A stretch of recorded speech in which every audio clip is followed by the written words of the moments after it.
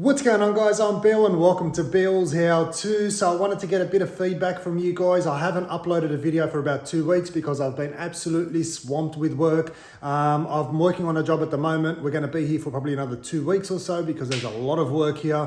As you can tell, nice ugly walls behind me. That all has to be painted. The whole house is being painted. So I wanted to get some suggestions from you guys, see if you're interested in any of these topics here or items that we're going to run through. Obviously the walls are a beautiful pink purpley color behind me.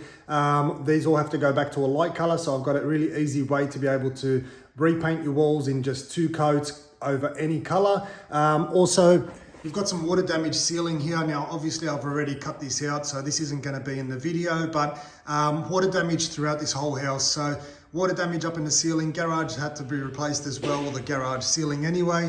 But let me know if you guys can figure out where the issue is. Hopefully it's not too hard to work out. Where is the issue here? What has caused the water damage? Let me know in the comment section below if you guys can work it out.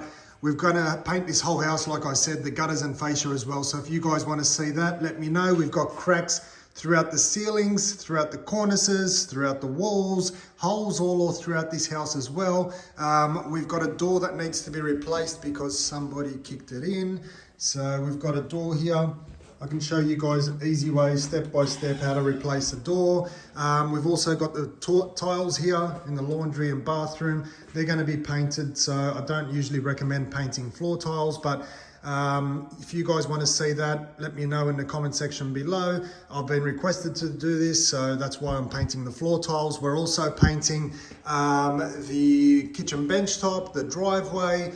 There's a lot of work here, but anything that you guys want to see, let me know. I've got some old school handrails or towel rails that are in the bathroom. They're tile inserts, so it's actually part of the tiles. We have to replace those as well. Honestly, I don't know where to start and where to stop at this job.